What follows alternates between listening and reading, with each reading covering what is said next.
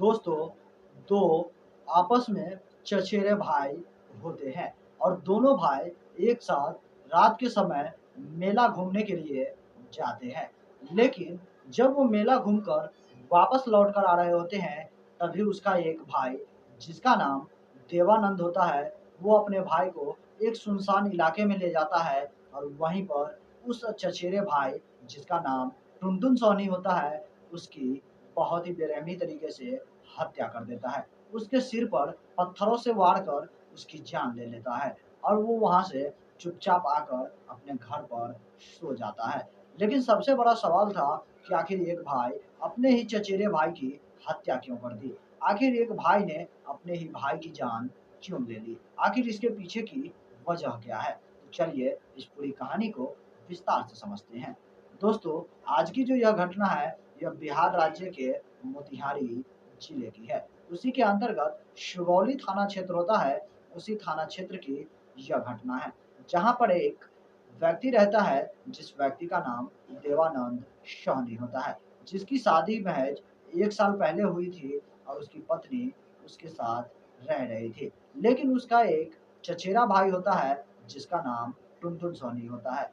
दोनों एक ही अगल-बगल के घर के रहने वाले होते हैं और जो देवानंद सोनी था, उसकी जो पत्नी होती है, उसका अफ़ेयर उसके चचेरे भाई टुनटुन यादव के साथ शुरू हो जाती है और टुनटुन भी उस भाभी के साथ लव अफ़ेयर में शुरू कर लेता है। यानी कि वो अपने ही चचेरे भाई देवानंद के पत्नी के प्यार में पागल हो जाता है। उसके प्यार के पीछे वो इस कदर पागल हो जाता है कि उसके आगे उसे कुछ भी नहीं दिखाई देता और यह सिलसिला लगभग 6 से 7 महीनों तक चलता रहता है और तभी एक दिन अचानक से इस मामले की जानकारी उसके चचेरे भाई देवानंद सहनी को हो जाता है।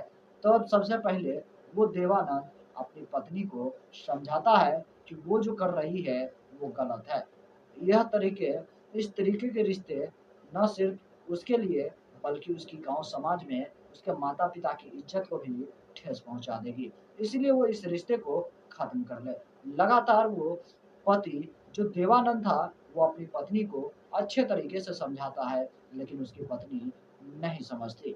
वो उस चचेरे देवर के साथ प्रेम प्रसंग चालू रखती है। इधर देवानंद अपने उस चचेरे भाई टुनटुन साहनी को भी बुलाकर प्रेम से समझाता है कि भाई तुम जो कर रहे हो यह गलत है। इस तरीके के रिश्ते से हमारे गाँव समाज में बदनामी हो जाएगी, माता-पिता की इज़्ज़त की धज्जियाँ उड़ जाएगी। इसलिए तुम मेरी पत्नी के लव अफ़ेयर से दूर हो जाओ, नहीं तो तुम्हारे लिए अच्छा नहीं होगा।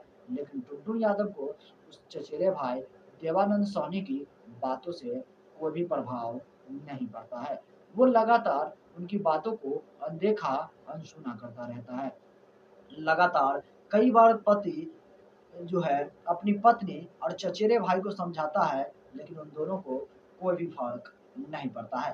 तभी एक दिन देवानंद सहनी योजनाबद्ध तरीके से सारी योजना बना लेता है और अपने उस चचेरे भाई टुनटुन यादव सहनी को अपने विश्वास में लेता है और उसके साथ रात के समय मेला घूमने के लिए जाता है और वहाँ पर जाकर वो मेला में घूमता है और अच्छे-अच्छे चीज़ें खाता है, मौत कुआँ देखता है, झूला झूलता है और उसके बाद रात के लगभग 1 से 2 बजे का जब वक़्त होता है, तब वो दोनों भाई वापस अपने घर लौट रहा होता है।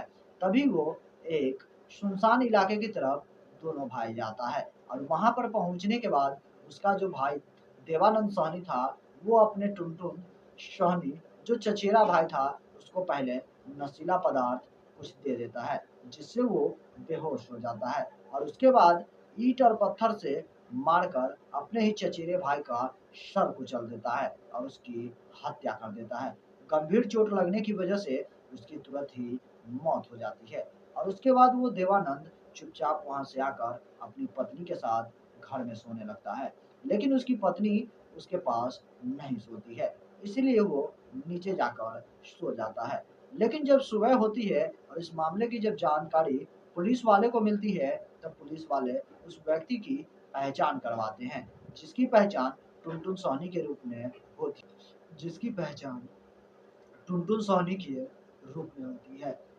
आखिरकार पुलिस वाले उसके पूछताछ करते करते उसके घर तक पहुंच जाते हैं। जहां पर पहुंचने के बाद अगल बगल के लोगों से पता चलती है कि इसका अफेयर उसके चचेरी भाभी के साथ चल रहा था। जैसे ही पुलिस वाले उसकी चचेरी भाभी के पास पहुंचते हैं और जब उसकी मोबाइल नंबर को लेकर उसकी जब कॉल डिटेल्स निकालते हैं और उसकी फोटो गैलरी चेक करते हैं, तो उसमें कई सारे ऐसे फोटो मिलते हैं जो आपत्तिजनक हालत में उस टुनटुन के साथ खींचे गए थे। और फ़ोन पर भी कई घंटों-घंटों बातचीत की गई थी। आखिरकार पुलिस वाले को तुरंत ही शक हो जाता है कि सबके पीछे ज़रूर इस महिला के पति का ही हाथ होगा। आखिरकार उस महिला से भी पूछताछ की जाती है, तब वो महिला भी बताती है कि उसे संदेह है कि इस सब के पीछे उसके पति का ही हाथ है। आखिरकार उसके पति देवानंद सोनी को पुलिस गिरफ्तार कर लेता है। और जब उससे इस मामले में पूछताछ की जाती है, तब वो देवानंद सोनी अपना जुर्म कबूल करता है और वो बताता है कि हाँ, मैंने ही अपने चचेरे भाई की हत्या की है और मुझे इसका कोई भी पछतावा नहीं है। क्योंकि इन दोनों ने जिस तरीके के रिश्ते को शर्मसार किया था, इस पर यकीन कर पाना बहुत ही मुश्किल था। एक देवर-भाभी के पवित्र रिश्ते को शर्मसार कर दिया और मैं इन दोनों को लगातार कई बार समझाया कि यह जो कर रहे हैं, यह गलत है। इस रिश्ते को जल्द से जल्द खत्म कर लें, न तो इन दोनों के लिए अच्छा नहीं होगा। लेकिन इन लोगों को कोई भी फ़र्क नहीं पड़ता था। इसीलिए मैंने एक दिन अपने भाई को मेला घूमने के बहाने ले गया और वहीं पर उसकी बहुत ही बेरहमी से हत्या कर दी। और ये सारी घटना जब पुलिस वाले के सामने वो व्यक्ति बताता है, तो पुलिस वाले भी अचंभित होते हैं। आखिरकार उस व्यक्ति को गिरफ्तार कर कानूनी कार्रवाई के लिए जेल भेज दिया जाता है, जहाँ पर उसके भाई की हत्या की साजिश के मामले में उसे गिरफ्तार कर कोर्ट भेज दिया जाता है, जहाँ से उसे उम्र कैद की सज़ा सुना दी जाती है।